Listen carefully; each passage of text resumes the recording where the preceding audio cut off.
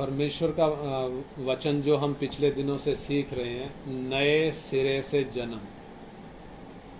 अब तक उसमें हमने जो बात सीखी है, सबसे पहले हमने देखा था नए सिरे से जन्म क्या है। यीशु मसीह कहते हैं कि यदि कोई व्यक्ति नए सिरे से ना जन्मे परमेश्वर का राज्य देख नहीं सकता। तो वो नए सिरे का जन्म क्या है, वो थोड़ा सा हमने पहले सेशन में देखा था, जिसमें हमने ये देखा था कि इस नए सिरे से जन्म लेने में 3 विषय आते हैं, यानी नया जन्म, दूसरा परिवर्तन और तीसरा धर्मी ठहराया जाना। हमने नया जन्म में देखा था कि परमेश्वर उद्धार करने के लिए व्यक्तियों को चुनता है। सबका उद्धार नहीं करता, लेकिन कुछ एक को वो चुनता है। वो चुनने का आधार क्या है, वो बात हमने नया जन्म में देखी थी। दुनिया जब अलग अलग तरीके से भक्ति करती है, अलग अलग मार्ग अपनाए हुए हैं, परमेश्वर की नजर हर एक व्यक्ति के ऊपर है। हर एक व्यक्ति के ऊपर, पढ़ा लिखा हो चाहे अनपढ़ हो, चाहे किसी मार्ग का हो, चाहे किसी जाति किसी धर्म का, सबके ऊपर परमेश्वर की नजर है। सबके मनों की खोज को परमेश्वर देखता है। और यदि एक व्यक्ति के जीवन में कहीं न कहीं सत्य के लिए थोड़ी सी भी खोज है, परमेश्वर ऐसे व्यक्ति को चुनता है। और फिर उसके बाद हमने देखा था ऐसे चुने हुए व्यक्ति के जीवन में परमेश्वर वो नया जन्म का काम शुरू करता है, रीजनरेशन का काम शुरू करता है। कैसे करता है? अपना वचन उस तक पहुंचाता है, अपने वचन का प्रकाश उस पर चमकाता है, और उसके द्वारा जब उसकी समझ की आंखें खुलती हैं, बुद्धि में काम होता है, समझ की आंखें खुलती हैं, उसको एहसास होता है मैं धर्मी नहीं, मैं पापी हूं। और दूसरा, उसके भावना में काम होता है, यानी उसको एक अंदर ललक आती है। किसके लिए? परमेश्वर के लिए। हमने देखा था वो हिरनी जल के लिए हाँफती है, हे परमेश्वर वैसे ही मैं भी तेरा प्यासा हूं। यानी एक प्यास अंदर जगने लगती है, और परमेश्वर इच्छा में काम करता है। यानी जो अब तक नाशमान चीजों के पीछे भागता था, अब अविनाशी चीजों की उसके अंदर वो भूख आने लगती है। तो ये बात हमने देखी थी किसमें? परमेश्वर नए जन्म में कैसे किसको चुनता है, कैसे काम करता है। और उसके बाद हमने परिवर्तन में देखा था, नया जन्म के बाद आता है परिवर्तन, फिर आता है धर्मी ठहराया जाना। परिवर्तन में थोड़ा सा हमने देखा था कि परमेश्वर एक व्यक्ति के अंदर जब परिवर्तन का काम करता है तो उसे मन फिराव की हालत तक लेकर आता है। यानी परमेश्वर मन फिराव का दान देता है। उसके लिए हम पढ़ेंगे 2 तिमोथी उसका 2 अध्याय और 25 वचन। 2 तिमोथी 2 अध्याय 25 वचन हम पढ़ेंगे। वह विरोधियों को नम्रता से समझाए, क्या जाने परमेश्वर उन्हें मन फिराव का मन दे कि वे भी सत्य को पहचाने। हाँ, इधर जो बात हमने ध्यान दी, क्या जाने परमेश्वर उन्हें मन फिराव का मन दे। यानी परमेश्वर एक व्यक्ति को मन फिराव का मन देता है। क्यों? आगे लिखा है कि वे भी सत्य को पहचाने। यानी सत्य को यदि पहचानना है तो मन फिराव का मन आना है। और दूसरा, प्रेरितों के काम 11 अध्याय का 18 वचन भी पढ़ेंगे। प्रेरितों के काम 11 का 18। प्रेरितों के काम 11 का 18। यह सुनकर वे चुप रहे और परमेश्वर की बड़ाई करके कहने लगे, हाँ, तब तो परमेश्वर ने अन्य जातियों को भी जीवन के लिए मन फिराव का दान दिया है। हाँ, इधर भी तब तो परमेश्वर ने अन्य जातियों को भी जीवन के लिए मन फिराव का दान दिया। किसके लिए? जीवन के लिए। और पहले वचन में हमने क्या पढ़ा था? परमेश्वर उन्हें मन फिराव का मन दे कि वे भी सत्य को पहचाने। यानी सत्य को पहचानने के लिए और जीवन पाने के लिए क्या जरूरी है? मन फिराव का दान जरूरी है।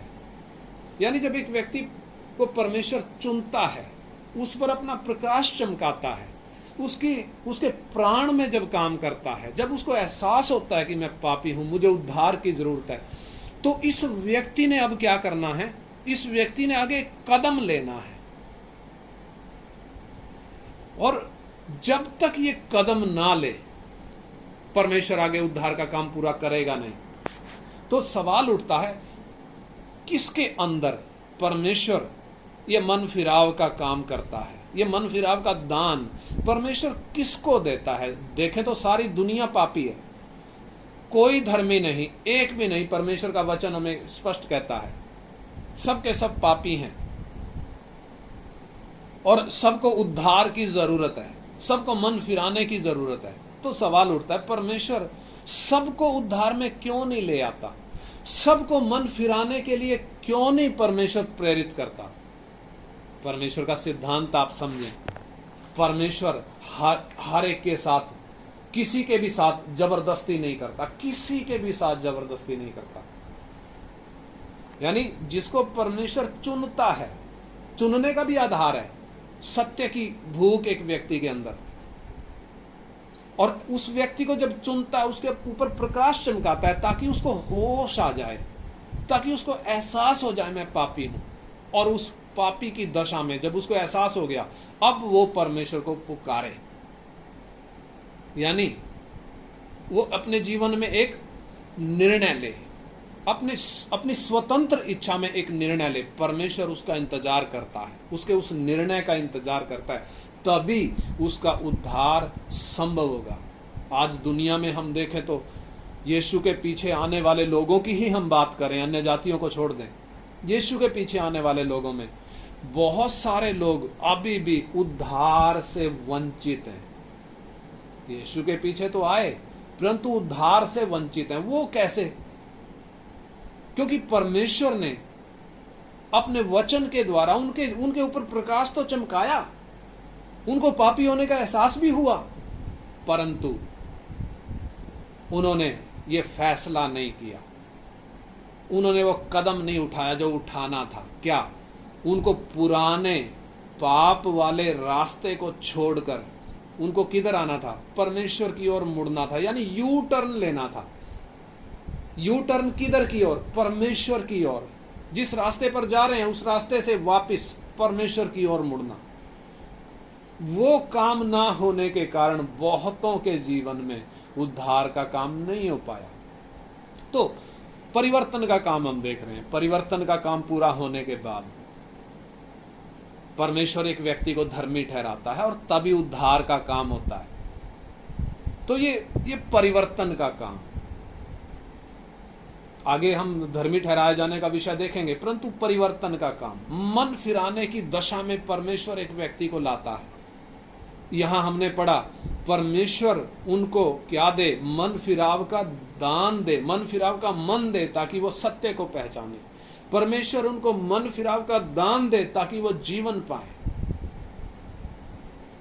वचन हमें बताता है कि परमेश्वर मन फिराव का दान देता है। तो हम परमेश्वर के वचन से जानेंगे कि किसको परमेश्वर मन फिराव की दशा में लाता है। उसके लिए हम उदाहरण, एक घटना देखेंगे। प्रभु यीशु मसीह के पास एक व्यक्ति आया, मरकुस, मैंने वो आपके साथ शेयर भी किए थे पिछली बार। मत्ती 19 अध्याय 16 से 26 वचन में वो घटना दर्ज है। मरकुस में भी है 10 अध्याय में 17 से 27 वचन तक, और लूका में भी है 18 अध्याय का 18 से 27 तक। यानी 3 सुसमाचारों में एक घटना दर्ज है, 3 सुसमाचारों में दर्ज है। और जब तीनों को हम साथ में रखकर मिलाकर जब देखते हैं, हमें पूरी घटना समझ में आती है। यदि एक सुसमाचार में से पढ़ेंगे तो पूरा समझ में नहीं आएगा, इसलिए तीनों को साथ में रखकर पढ़ेंगे तो हमें सही सिद्धांत समझ में आएगा। तो हम यहाँ पे ये तीनों सुसमाचारों में इस घटना में एक व्यक्ति को देखते हैं, एक अमीर व्यक्ति। और आइए हम थोड़ा उसके बारे में पढ़ेंगे। मरकुस में से पढ़ेंगे हम। मरकुस, उसका 10 का 17 वचन पढ़ेंगे, 10 का 17 से। एक व्यक्ति है जिसके विषय में लिखा वो जवान है और वो एक सरदार है। सरदार का मतलब एक अधिकारी है, एक रूलर, और वो एक बहुत धनी व्यक्ति है।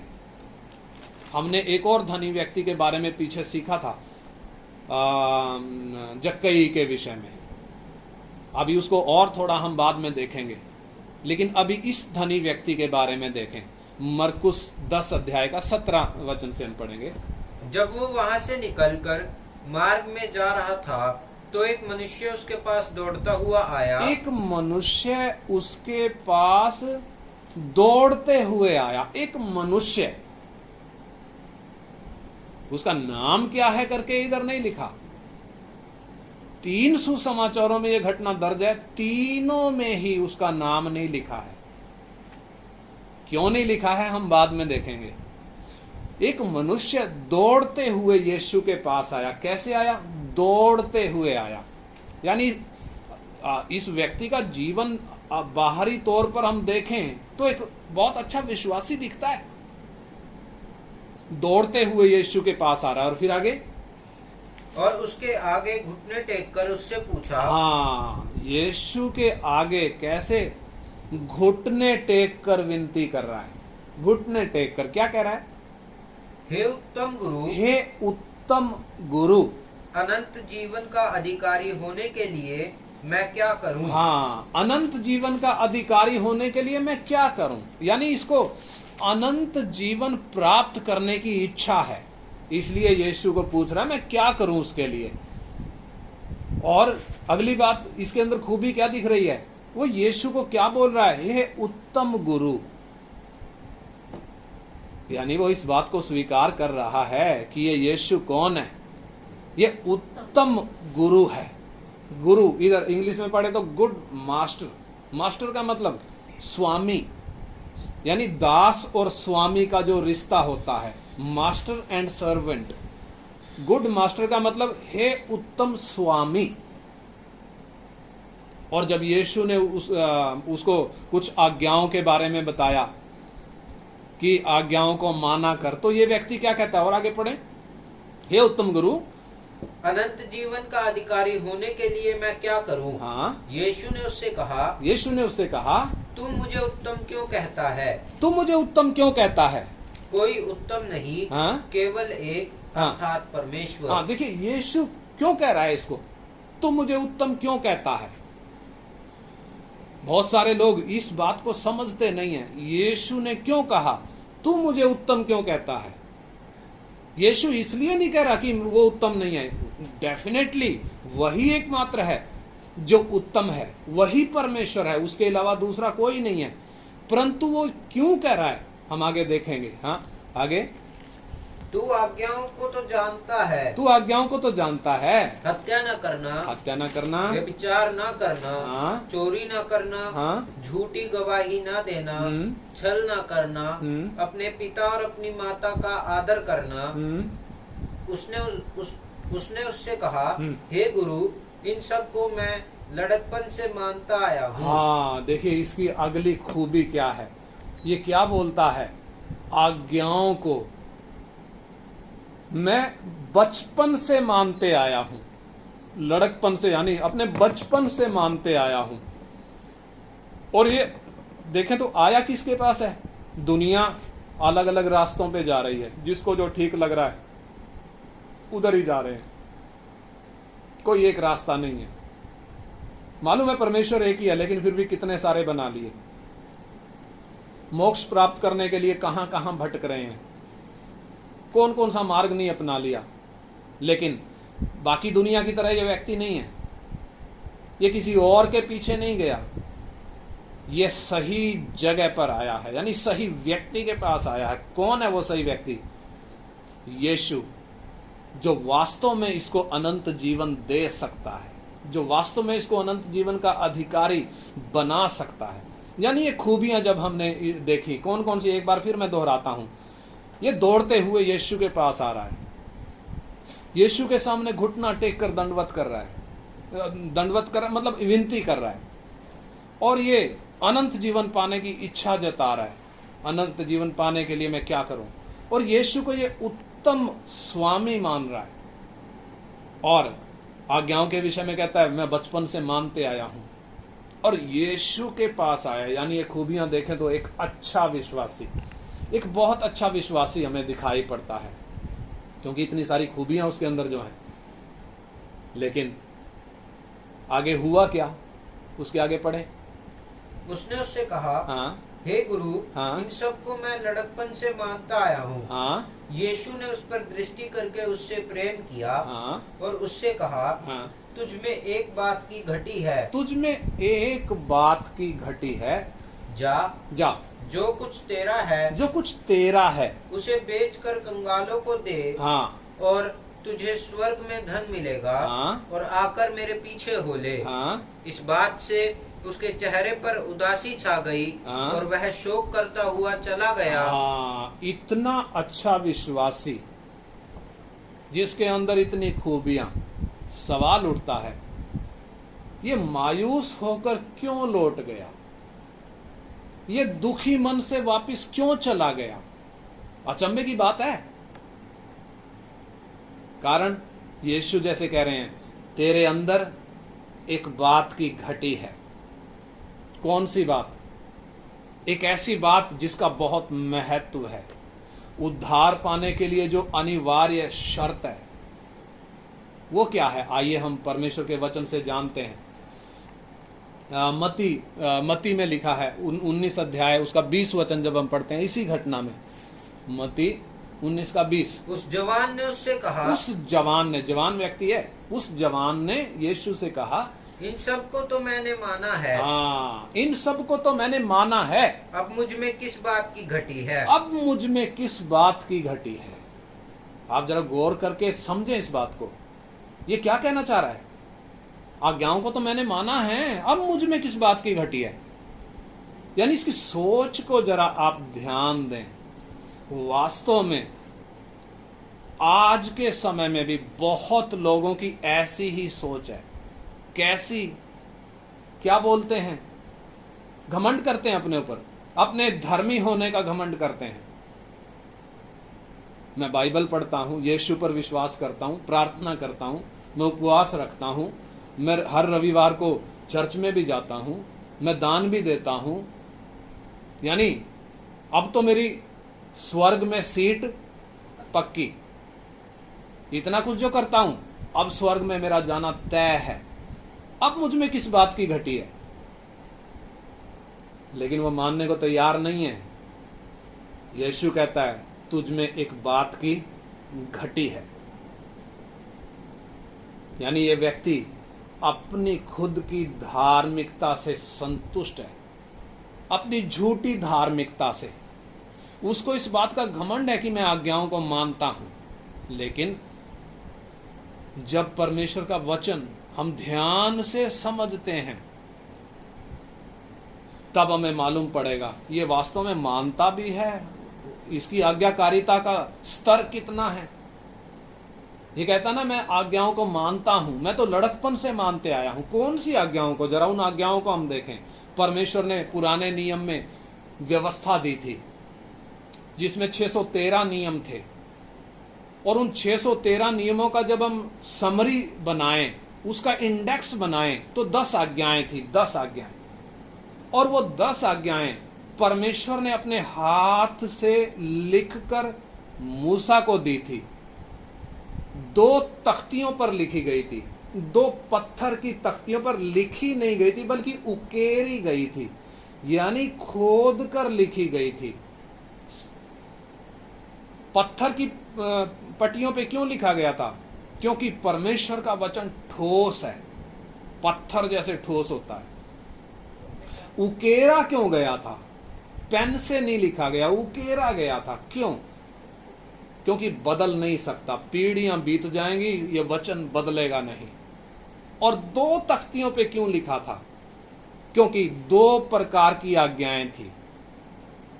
नंबर 1 परमेश्वर से प्रेम, नंबर 2 मनुष्य से प्रेम। यीशु मसीह इन घटनाओं का ये सार हमें जबरदस्त तरीके से समझा रहे हैं। आइए उसके लिए हम मत्ती 22 अध्याय में देखेंगे, उसका 34 से 40 तक पढ़ेंगे। मत्ती 22 अध्याय का 34 से 40 हम पढ़ेंगे।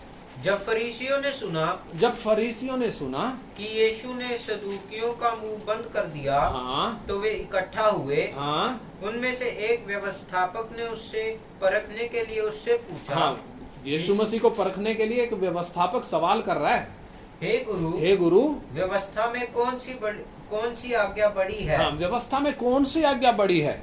उसने उससे कहा, यीशु कह रहा है, जवाब दे रहा है, तू परमेश्वर हाँ, अपने प्रभु से हाँ, अपने सारे मन, हाँ, और अपने सारे प्राण, हाँ, और अपनी सारी बुद्धि के साथ प्रेम रख। हाँ, हाँ, बड़ी और मुख्य आज्ञा तो यही है। हाँ, बड़ी और मुख्य आज्ञा तो यही है। हाँ, और उसी के समान ये दूसरी भी है कि तू अपने पड़ोसी से अपने समान प्रेम रख। हाँ, तू अपने पड़ोसी से अपने समान प्रेम रख। ये ही दो आज्ञाएं सारी व्यवस्था और भविष्यद्वक्ताओं का आधार है। हाँ, यानी पूरा पुराना नियम 2 आज्ञाओं पर आधारित है। पहली आज्ञा कौन सी?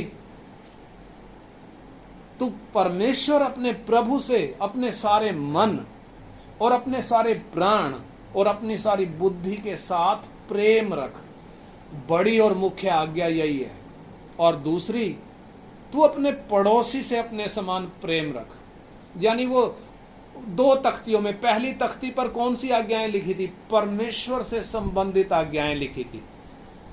तू अपने परमेश्वर से अपने पूरे मन, अपने पूरे प्राण और अपनी पूरी बुद्धि के साथ प्रेम रख। वो 4 आज्ञाएं इस मुख्य आज्ञा को बता रही हैं। और अगली जो दूसरी थी उस पे 6 आज्ञाएं लिखी थी, जो नैतिक आज्ञाएं थी, जो मनुष्य से संबंधित थी। यानी पड़ोसी का मतलब है मनुष्य के साथ कैसा तेरा व्यवहार होना चाहिए। जैसा तू अपने आप को प्रेम करता है वैसा ही दूसरे मनुष्य के साथ भी तू प्रेम कर।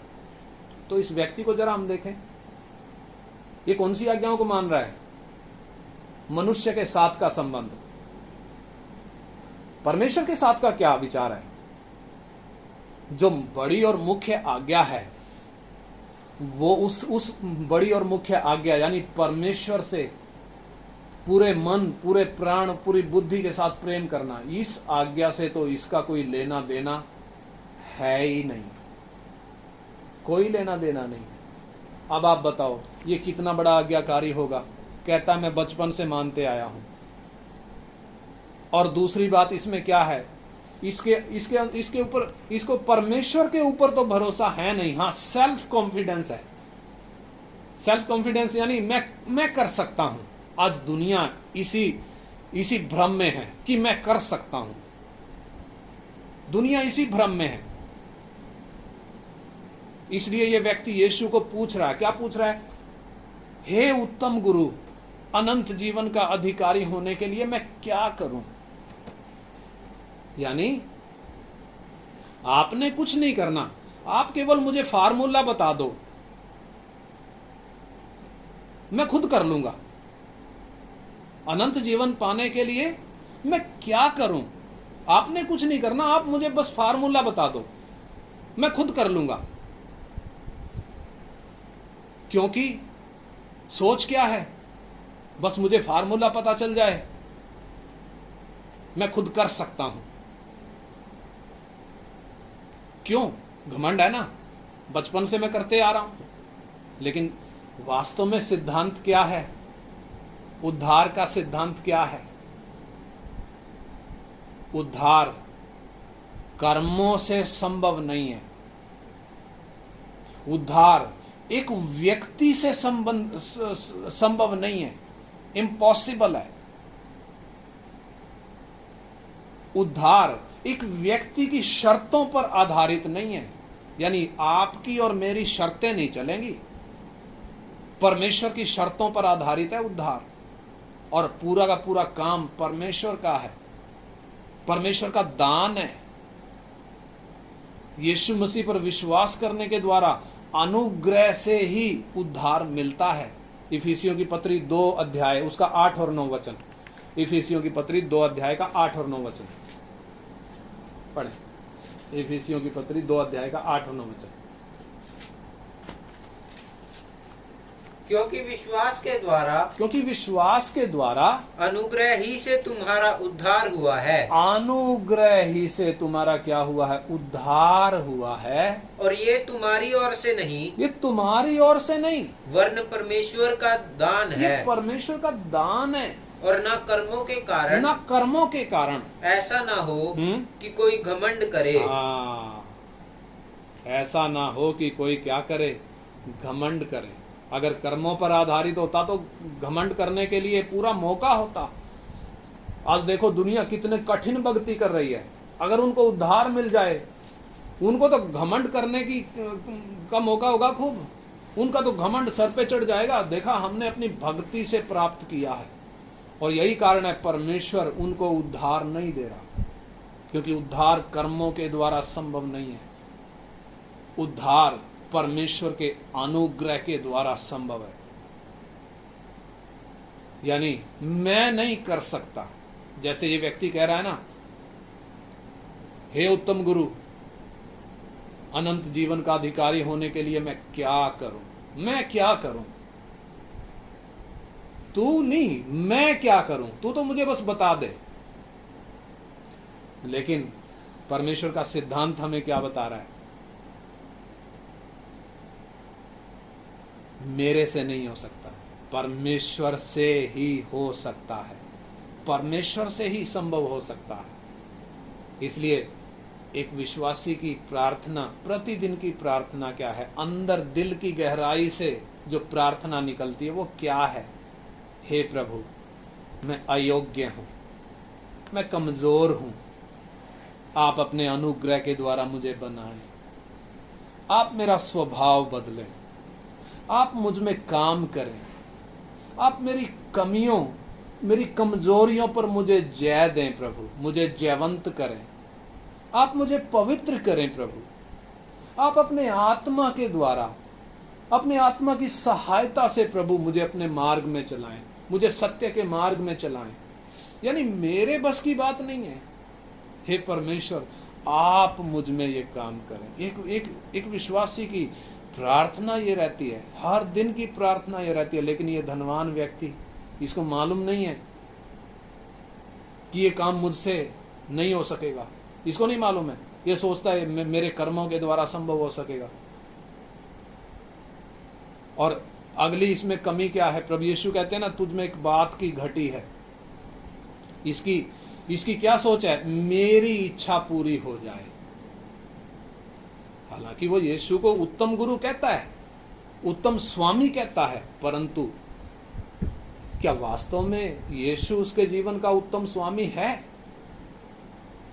बिल्कुल नहीं है। वो यीशु को अपना स्वामी मानने को तैयार नहीं है। उसको मालूम तो है कि यही है उत्तम गुरु, लेकिन वो अपना स्वामी यीशु को मानने के लिए तैयार नहीं है। अपने जीवन में वो प्रथम स्थान यीशु को देने को तैयार नहीं है। क्यों? क्योंकि उसके जीवन में उसकी खुद की प्राथमिकताएं हैं, खुद की प्रायोरिटी हैं। और सबसे बड़ा उसके जीवन में स्थान किसका है? धन का, पैसे का। क्योंकि धनी है ना। यीशु ने कहा तू अपना सारा कुछ बेचकर मेरे पीछे हो ले, तुझे स्वर्ग में धन मिलेगा। वो उदास होकर चला गया, कारण वो किसी भी कीमत पर इस धन को खोना नहीं चाहता। आज यीशु के पीछे आने वाले बहुत से लोगों की यही सोच है। और प्रार्थना तो करते हैं यीशु से। क्या प्रार्थना करते हैं? हे प्रभु, मेरा काम बना दे, मुझे आशीष दे दे, मेरी झोली भर दे, मेरे मन की तमन्ना पूरी कर दे, मेरे दुखों को हटा दे, मेरे जीवन में दुख ना आए, मैं सुखी हो जाऊं, मेरा जीवन सुखी हो जाए, मुझे किसी चीज की घटी ना रहे। हाँ, और सबसे बड़ी बात एक और, जो अगली बात, जब मैं मरूं तो स्वर्ग में जाऊं, नरक में नहीं जाऊं बल्कि स्वर्ग में जाऊं, क्योंकि तू ही तो है जो मुझे स्वर्ग में भेज सकता है। आप खुद बताएं, परमेश्वर ने आपको इसलिए बनाया कि आप इस धरती पर अपनी इच्छाओं को पूरा करें, परमेश्वर आपकी हर एक इच्छा को पूरा करे और मरने के बाद आपको स्वर्ग में लेकर जाए। करेगा क्या स्वर्ग में? क्या इस जीवन में अपनी इच्छा पूरी करने वाला व्यक्ति स्वर्ग में चला जाएगा क्या? वो तो स्वर्ग को देखेगा भी नहीं। इसलिए यीशु कहते हैं, मैं तुमसे सच सच कहता हूं, जब तक एक व्यक्ति नए सिरे से ना जन्मे परमेश्वर का राज्य देख नहीं सकता। परमेश्वर के राज्य में प्रवेश करना तो बाद की बात है, देख भी नहीं सकता। इसलिए यह धनी व्यक्ति यीशु की बातों को सुनकर मायूस हो गया, दुखी मन के साथ वापस लौट गया। ये अनंत जीवन पाने का तो शौकीन था, परंतु इसको अपने पापों के लिए कोई शौक नहीं है। शौक है तो किस बात का? मेरा पैसा ना चला जाए। किस बात का शौक नहीं है? अपने पापों का शौक नहीं है। अपने पापों से नहीं पछता रहा। यीशु के पास आकर भी, यीशु के पास आने का मतलब जीवन के सोते के पास आकर भी एक व्यक्ति प्यासा लौट रहा है। कितनी बड़ी विडंबना है। जीवन के सोते के पास आकर एक व्यक्ति प्यासा वापस लौट रहा है। और फिर घमंड क्या है? आज बहुत लोगों की यही हालत है। क्या सोचते हैं?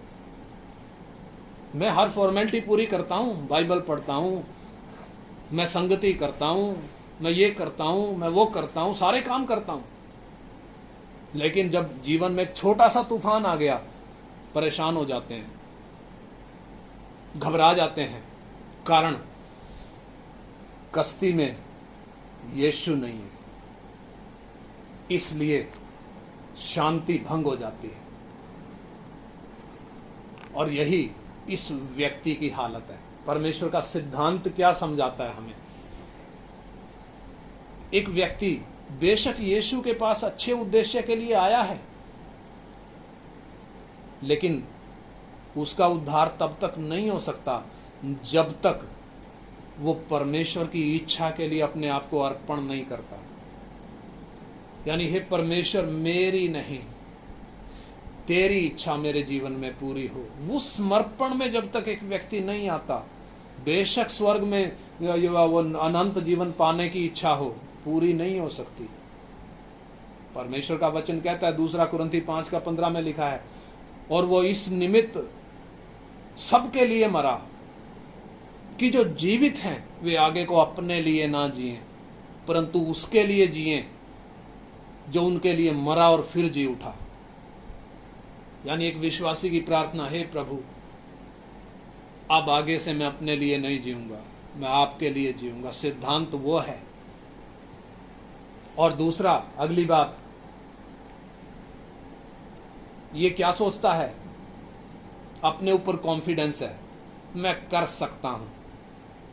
लेकिन सिद्धांत, मैं अपने दम पर कुछ नहीं कर सकता,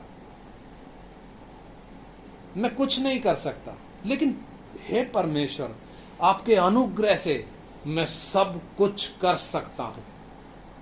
हम गीत गा रहे थे, सामर्थ्य से नहीं, शक्ति से नहीं, उसके आत्मा से संभव है सभी।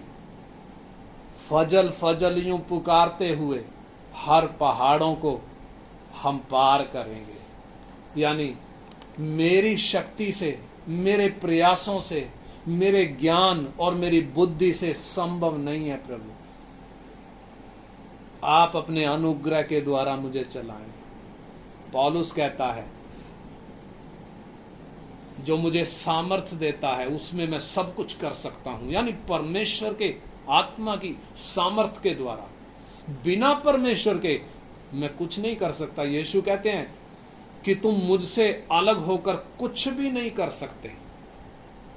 यानी इंसान के लिए असंभव है, परंतु परमेश्वर के लिए संभव है। जो मनुष्यों के लिए असंभव है, पर वो परमेश्वर के लिए संभव है। यानी उद्धार, हे इंसान, तू अपने कामों से नहीं प्राप्त कर सकता, तू अपने प्रयासों से नहीं कर सकता, परमेश्वर ही है जो तेरा उद्धार कर सकता है। और एक और सिद्धांत हम इसी बात में जब सीखते हैं, एक व्यक्ति इस धरती के नाशवान सांसारिक जीवन में जब विश्वास योग्य होने को तैयार नहीं है, तो फिर अनंत काल के विषय में कैसे सोच सकता है? यानी ये जीवन हमें धरती का जीवन क्यों मिला? हम में से किसी को थोड़ा मिला है, किसी को ज्यादा मिला है, सबको अलग अलग है। कोई गरीब है, कोई अमीर है, कोई पढ़ा लिखा है, कोई अनपढ़ है, अलग अलग स्टेटस है सबका। ऐसा क्यों? ताकि हम थोड़े में वफादार बने, हम थोड़े में विश्वास योग्य बने। और जब हम थोड़े में विश्वास योग्य हैं, तभी आगे भी हम विश्वास योग्य हो सकते हैं। प्रभु यीशु कहते हैं उस बात को, जो थोड़े में विश्वास योग्य है वो बहुत में भी विश्वास योग्य है, लेकिन जो थोड़े में बेईमान है वो ज्यादा में भी बेईमान होगा। इसलिए जब तुम संसारिक धन में विश्वास योग्य ना रहे, तो जो सच्चा धन है वो तुम्हें कौन देगा? यदि तुम पराये धन में विश्वास योग्य ना ठहरे, तो जो तुम्हारा अपना है उसे तुम्हें कौन देगा? यानी मैं और आप अपने जीवन में क्या मूल्यांकन करें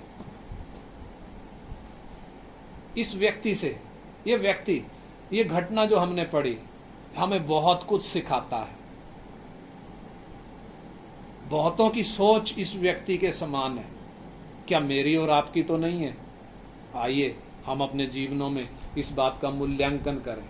जिस प्रकार उस अमीर आदमी की सोच थी, क्या आपकी भी वैसी ही सोच है?